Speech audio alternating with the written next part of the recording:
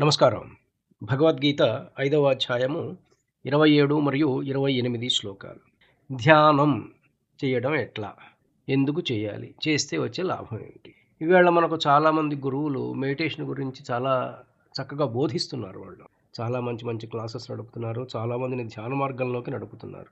ఒక్కొక్కరి యొక్క అనుభవాన్ని బట్టి ఒక్కొక్క విధంగా వాళ్ళు డిజైన్ చేస్తున్నారు. ఆ ధ్యాన పద్ధతులను డిజైన్ చేసి మనకు అందిస్తున్నారు. చాలామంది కూడా ధ్యానం క్లాసులకు వెళ్తున్నారు. కానీ యోగీశ్వరుడైనటువంటి కృష్ణ పరమాత్మ చెప్పినటువంటి ఈ 2 శ్లోకాలను జాగ్రత్తగా అబ్జర్వ్ చేస్తే మనకు ధ్యానం ఏమిటి? దాని వలన వచ్చేటువంటి లాభం ఏమిటి మనకు అర్థమవుతుంది. ముందుగా 27వ శ్లోకం.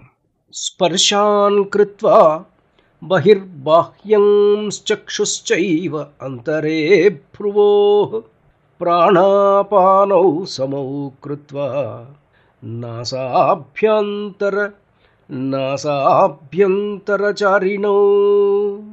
ఇది 27వ శ్లోకం. ఆ తరువాతది 28.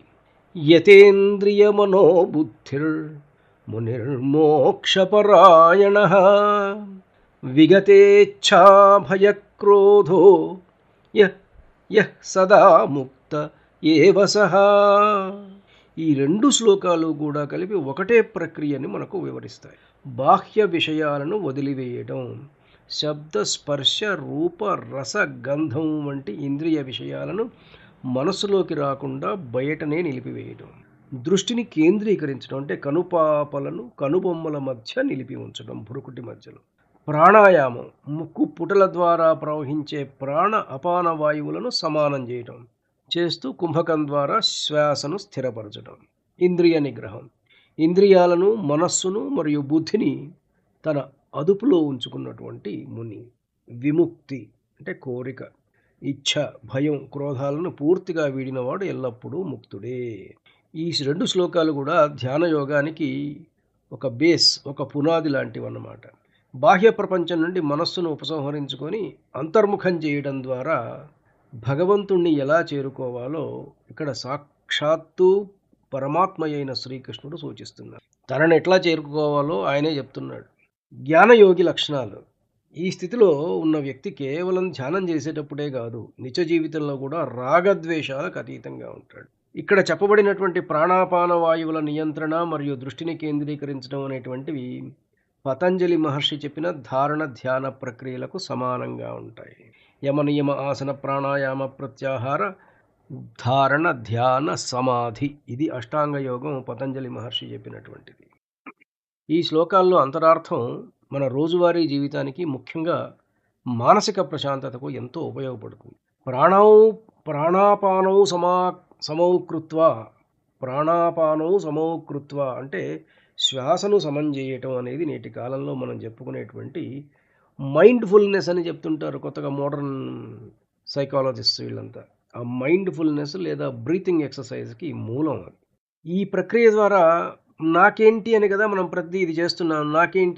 నాకేంటి ఏంటి లాభం అంటే మన నిర్ణయాలు, డెసిషన్ మేకింగ్లో మన సామర్థ్యం పెరుగుతుంది. ఇంద్రియాలను మనస్సును అదుపులో ఉంచుకోవడం వల్ల ఆవేశంలో తప్పుడు నిర్ణయాలు తీసుకోకుండా బుద్ధిని స్థిరంగా ఉంచుకోవచ్చు. భయము, క్రోధము ఈ రెండిటి నుండి కూడా విముక్తి. విగతేచ్ఛా భయక్రోధో అంటే కోరికలు, భయము, కోపం తగ్గినప్పుడు మనిషి మానసికంగా చాలా దృఢంగా తయారవుతాడు. ఇక మనకు ప్రతిదానికి కూడా కాన్సన్ట్రేషన్ కావాలి, ఏకాగ్రత. కనుబొమ్మల మధ్య దృష్టిని కేంద్రీకరించడం అనేది కేవలం ఆధ్యాత్మిక ప్రక్రియ మాత్రమే కాదు, అది మన మెదడులోని పీనియల్ గ్లాండ్ని ఉత్తేజపరిచి జ్ఞాపక శక్తిని, ఏకాగ్రతను పెంచుతుందని పరిశోధనలు చెప్తున్నాయి. ఈ శ్లోకాలకు మరియు మోడర్న్ సైకాలజీకి మధ్య ఉన్నటువంటి పోలికలు భలే ఇంట్రెస్టింగ్గా ఉంటాయి.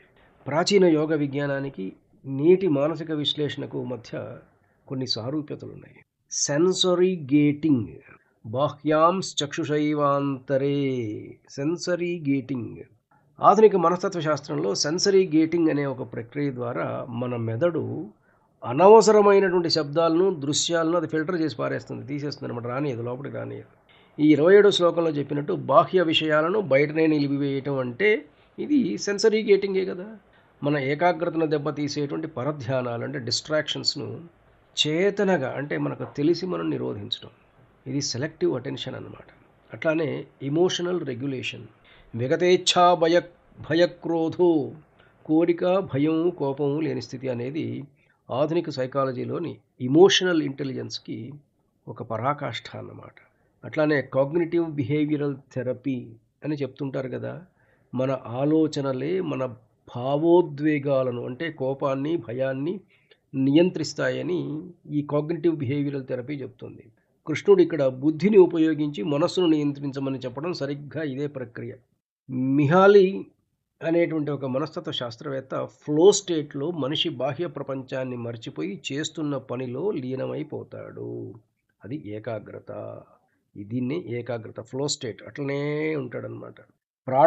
ప్రాణాపానం సమౌ కృత్వా అంటే అనే ప్రక్రియ ద్వారా మన శరీరంలోని వేగస్ నర్వ్ ఉత్తేజితమై ఒత్తిడిని తగ్గించేటువంటి పారాసింపథెటిక్ సిస్టమ్ను యాక్టివేట్ చేస్తుంది. ఇది ఆందోళన మరియు స్ట్రెస్ మేనేజ్మెంట్లో నేడు వాడుతున్నటువంటి అత్యంత ప్రభావవంతమైన పద్ధతి. ఇన్ని రకాలైనటువంటి విషయాలు మనకు భగవద్గీతలో దొరుకుతాయి. ఇంకా చాలా ఉన్నాయి. చాలా చాలా there are different angles, different perspectives. అది సాధకుడి యొక్క సాధనను బట్టి కొత్త కొత్త విషయాలన్నింటినో భగవద్గీతలోని శ్లోకాలను ధ్యానం చేస్తుంటే ఆ మనిషికి అర్థమవుతుంది. ధన్యుణ్ణి. నమస్కారం. మీ ఊటుకూరు జానకి రామారావు.